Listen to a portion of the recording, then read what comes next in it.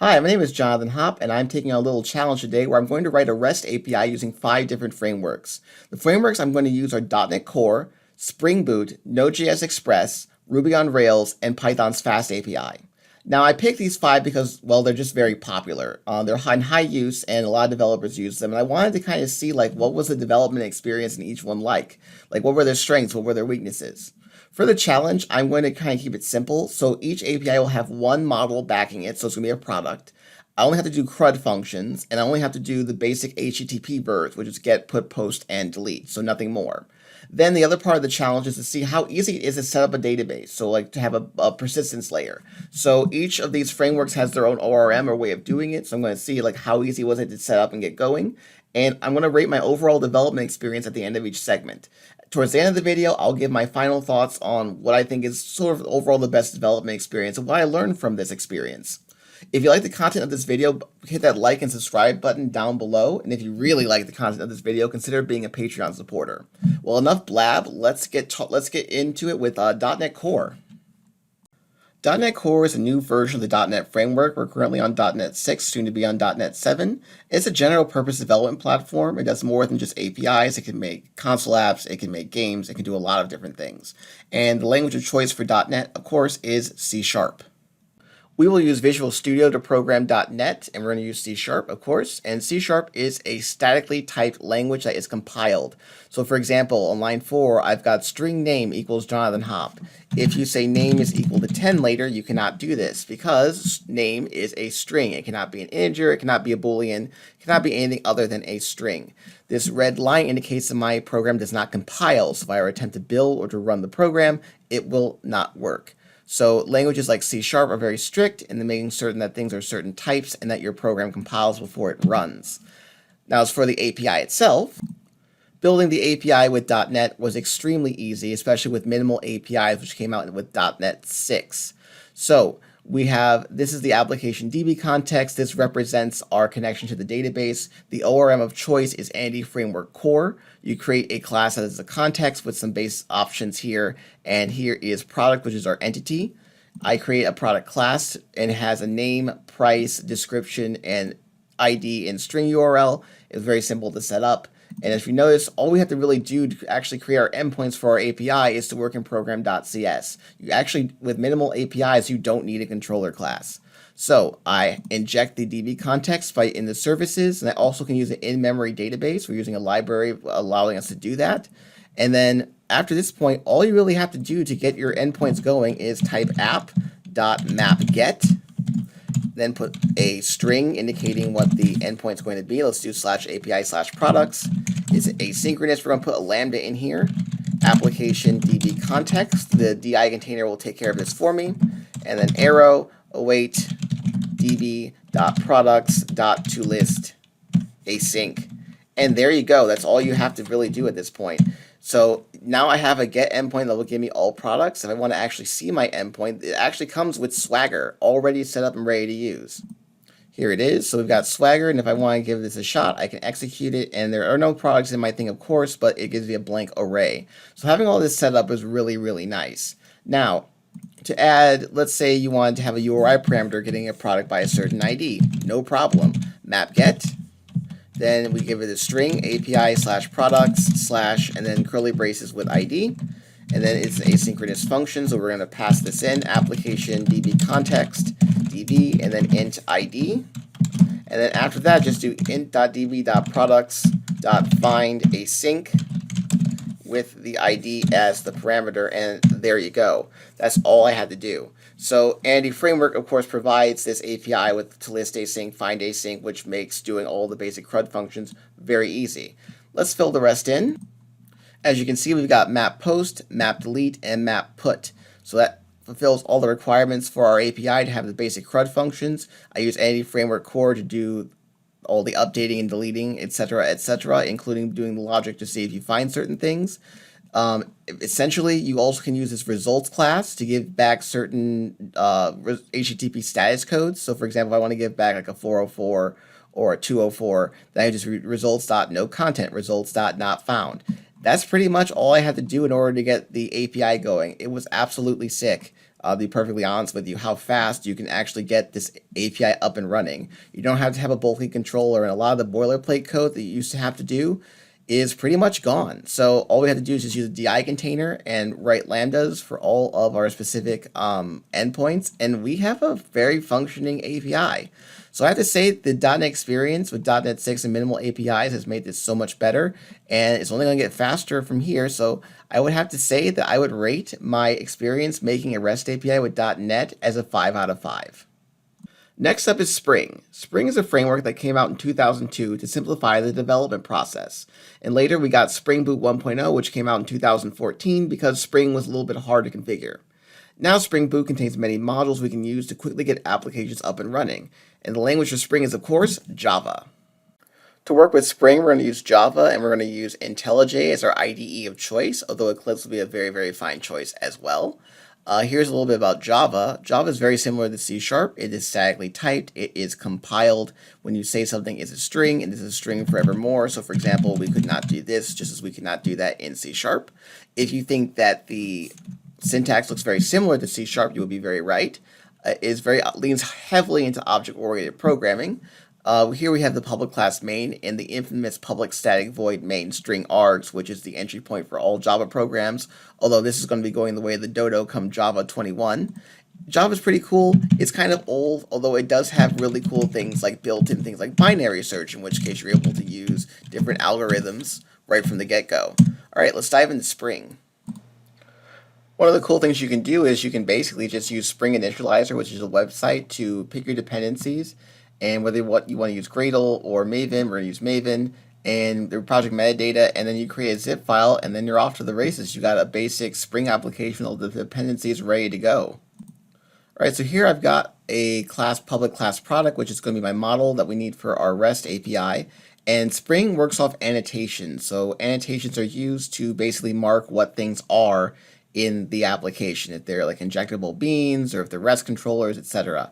So it's very simple. I'm just going to go ahead and add @entity and use a Spring Data JPA to basically say, hey, this public class product is an entity in my database I'd like you to keep track of. And that's all I really have to do. And there we go. It will basically know, like, hey, I'm going to go write this table called product with these columns in it. And it knows where to go from this application.properties file right here, which includes the URL, username, and password, and all the other configuration I would need for the database. Now, as far back as the product goes, we're going to also go ahead and say, hey, this is the primary key, and then say, this is how you generate the value for the primary key. And that's it. Everything else is just your basic Java class with fields and getters and setters, and that's all I have to do there. The controller, we have at the top @REST controller as an annotation to give it all the powers of routing. And we're going to say, okay, cool, everything that's a controller begins with API/product.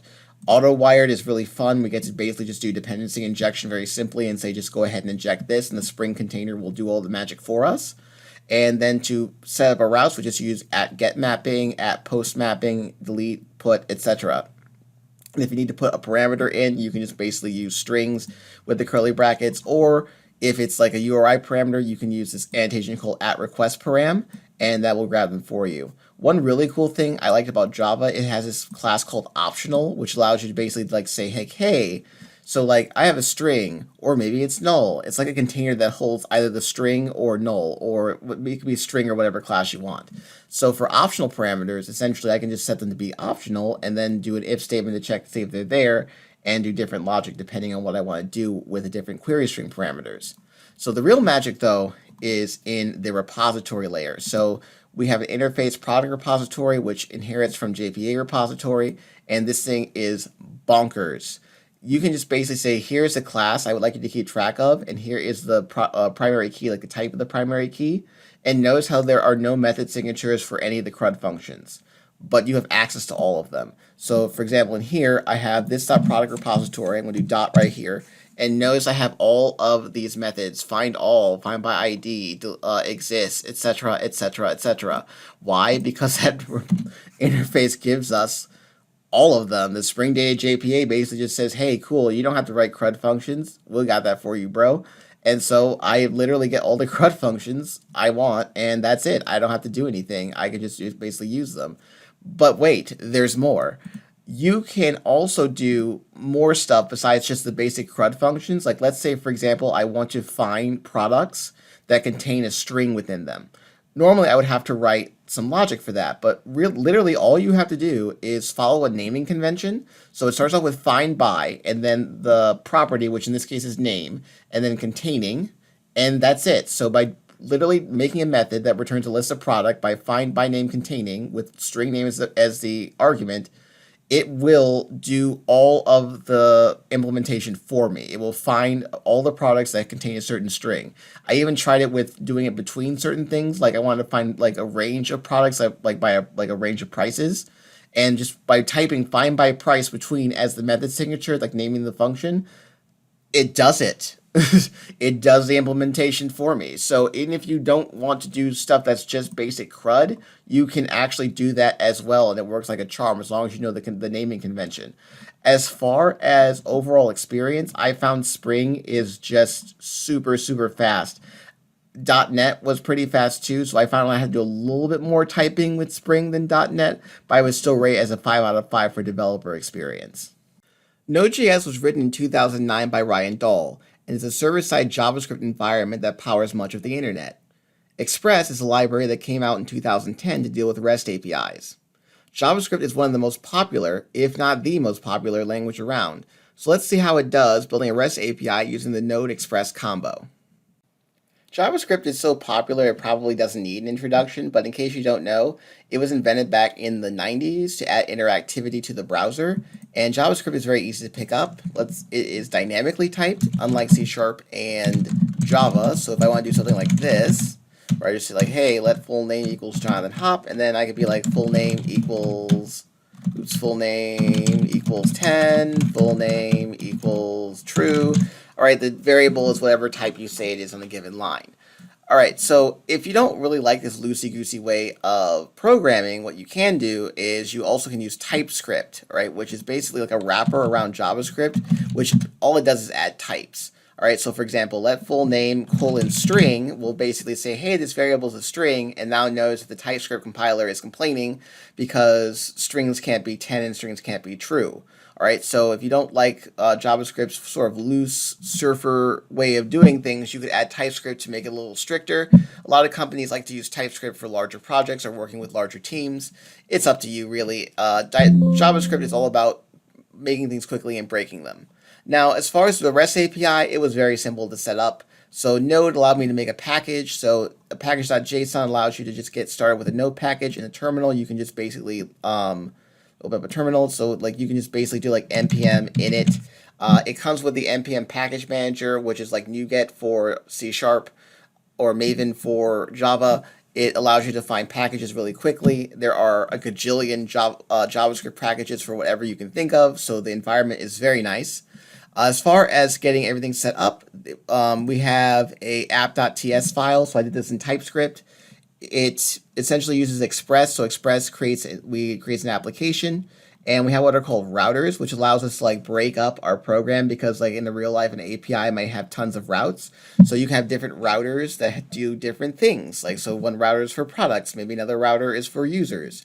We do some basic setup to say, hey, like it's using JSON, hey, this is this port. Very simple, very straightforward. There is a .env file to have all of your like database related stuff. To spice things up for this project, I used MongoDB as opposed to SQL. You could of course use SQL if you felt like it with things like SQLize, but there's also a MongoDB library if you'd like NoSQL, right? And again, JavaScript, the ecosystem for JavaScript is filled with libraries that do whatever you want. Setting up the database was pretty easy. It's called Mongo Client. Again, the library did this for us, and we just had to basically set up the process.env. This is for right here for environment variables that you want for your app. Very simple. We had a model, okay, which is basically just an interface for product, and we were able to set up all of our different like name, price, description, etc. And then the main event is product route.ts. Here we have the class that contains all the routes for our REST API. All you had to really do is create a router, which comes from Express, and then you have a different function for each of the different endpoints. So product router.get, product router.post, product router.put, and then you put a string to indicate what the endpoint is going to be. The Cool thing is back in app.ts, I was able to say, hey, everything in product router begins with /products. So that was a really neat thing to be able to do. And then we get a function. So it is a function that has a request and a response and then returns a promise of a response. So this makes heavy use of promises, which we did not see so much in the Spring or .NET world. All right, and inside, it's pretty much standard boilerplate. You just have to use the MongoDB to grab the products from the database, and then you can return a status. And returning a status, you just put it in here, 200, 204, 201, whatever you want. And then say, hey, I want JSON to take the result and put it in JSON form and then spit it out of the API. So we have error handling was pretty easy. Getting these routes up and running were pretty easy. I just had to basically use the MongoDB library mostly to do it. Other than that, Express provided the routing. Express provided the all of the request and response. So from the request, you can grab the body. So we have the request.body in case you want to get the different properties from the request when they send you the body of the request, which is pretty cool. You can grab the, for example, the URI parameter here, like so. You can just use that to just grab it from the request. That was pretty simple. And essentially, I just went down the line and did all of the CRUD functions for the API. And again, the only real challenge was, again, making sure I was using MongoDB, the library, just, again, to spice things up. Other than that, it was pretty much the same essential skeleton over and over. My thoughts overall with using Node Express, I've used it before at work and things like that, so I'm pretty used to it. However, it just doesn't beat the fact that Spring makes your CRUD functionality for you, and then the minimal APIs, you can write a lot of this stuff in a lot fewer lines, so I found this a little bit verbose.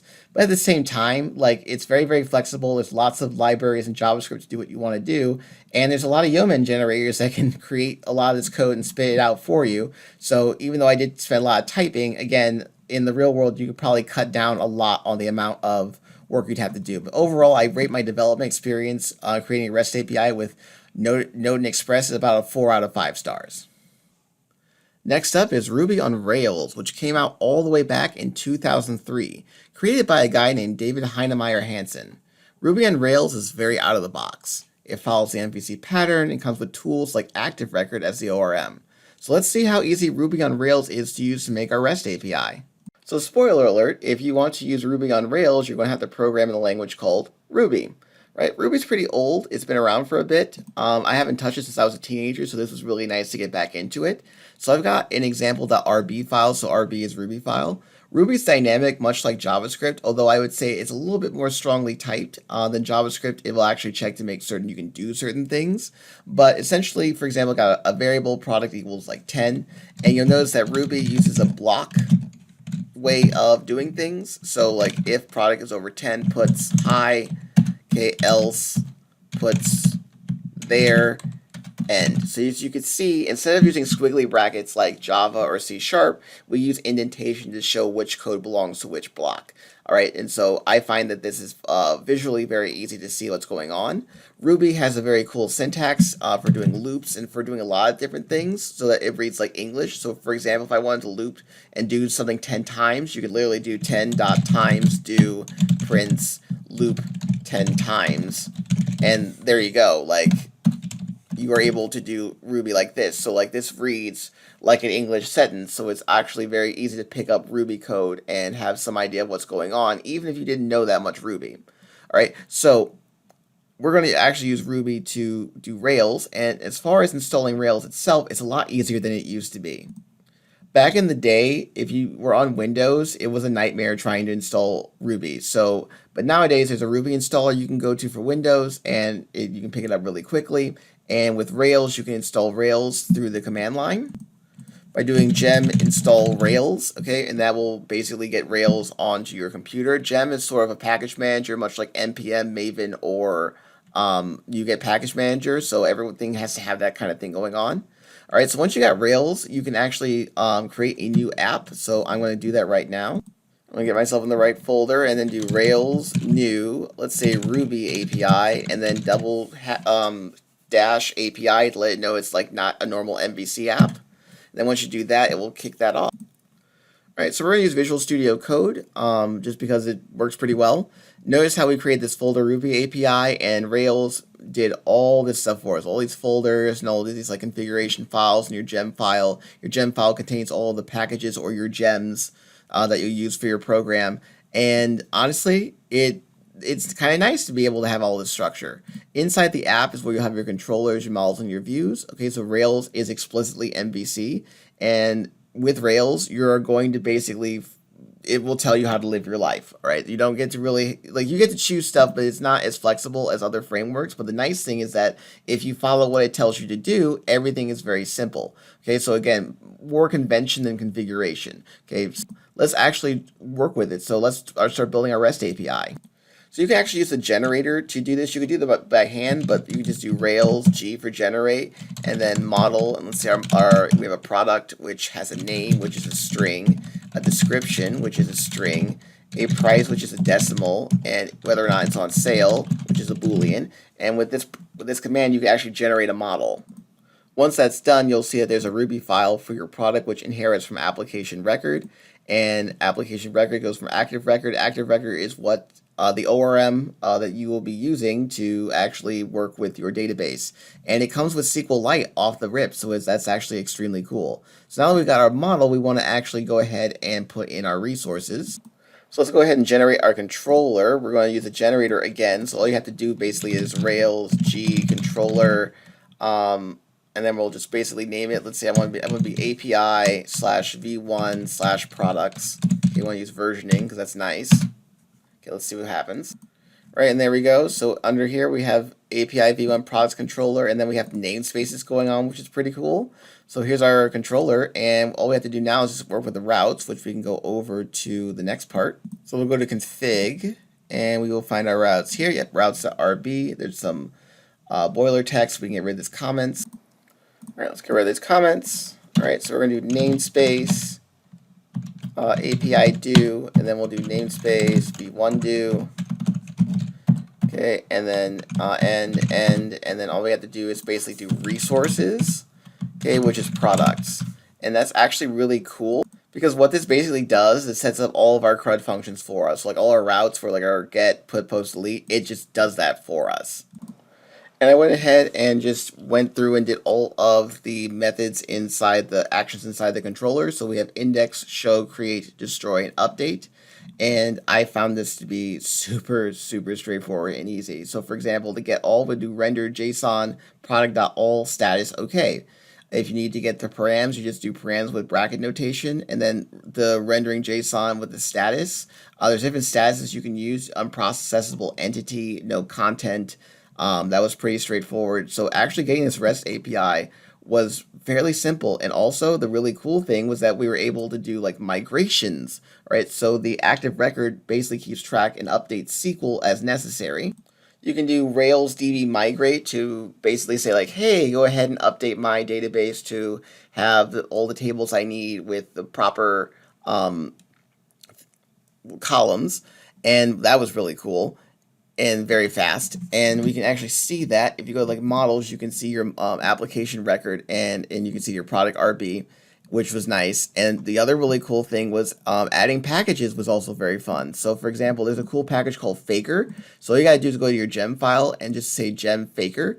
And I use this to actually seed the database. So in the DB under seeds.rb, you actually can see the database with fake data. And with Faker, it actually allows you to have like random but realistic looking data. So for example, I was able to use Faker Commerce to randomize some prices for my different products, and then use lorem ipsum for the description. I just use vehicle for the name because I decided we have a car dealership.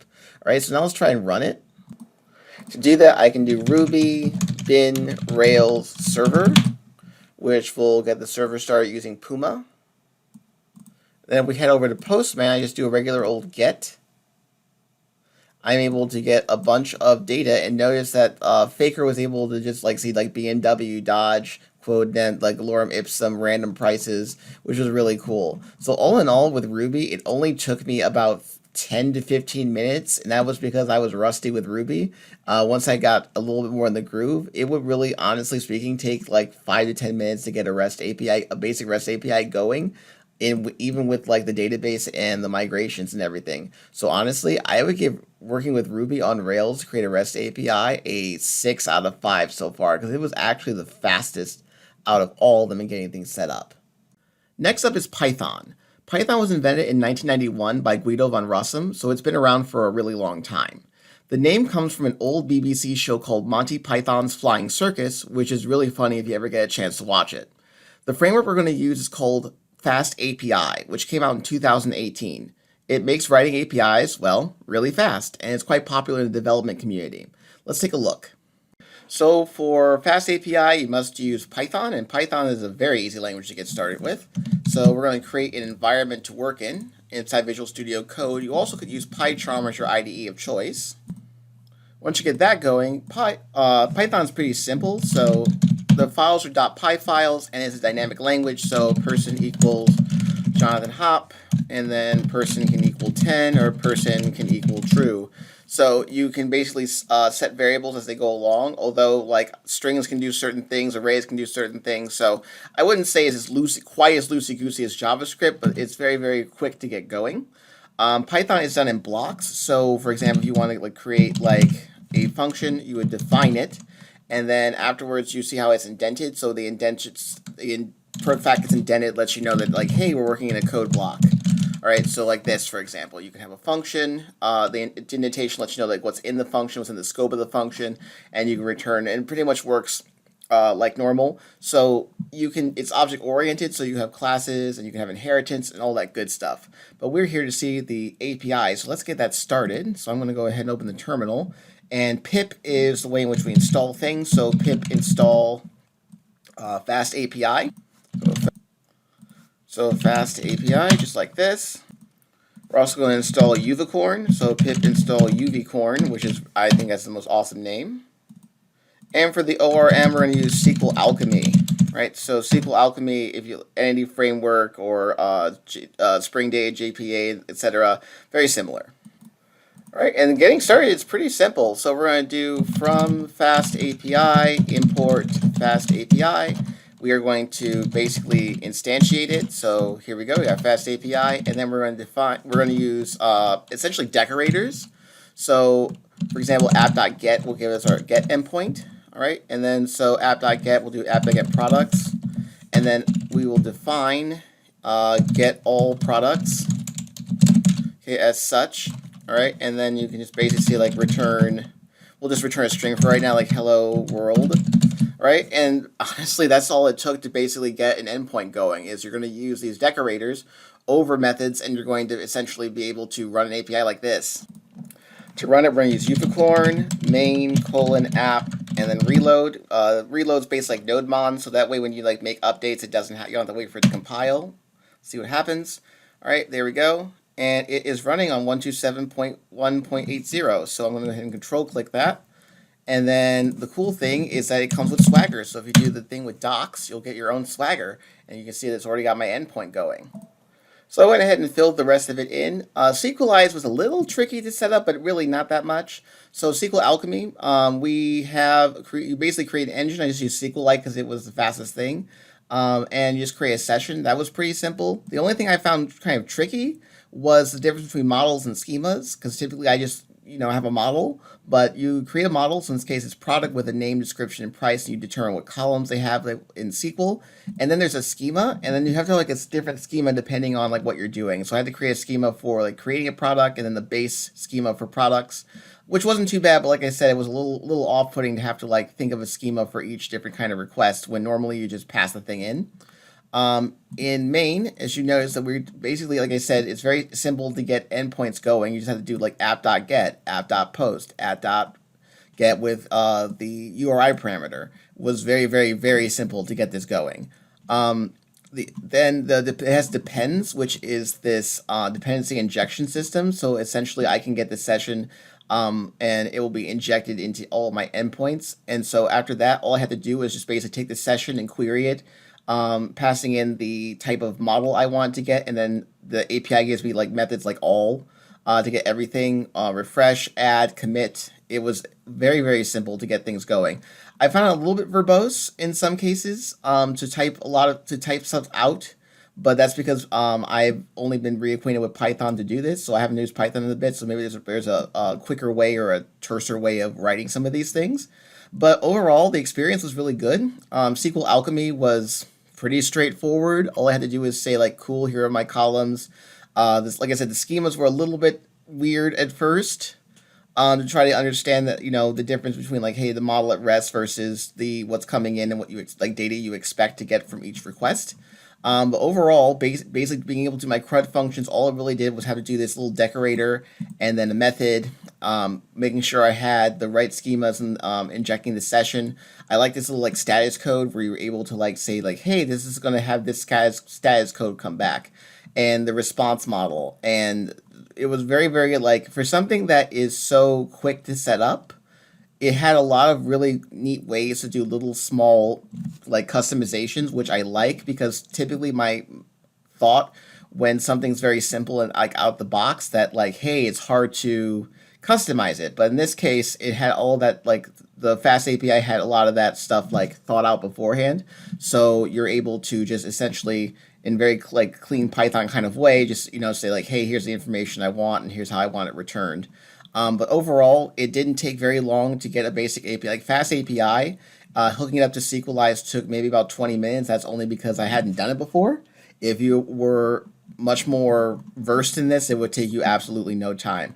Overall, I have to say that my overall development experience was about like a 4.5 out of 5, only because like I said, SQL Alchemy took a little bit of getting used to in terms of like how it was like separated. But other than that, all you gotta do is just put these decorators over your methods, and then you've got a REST API.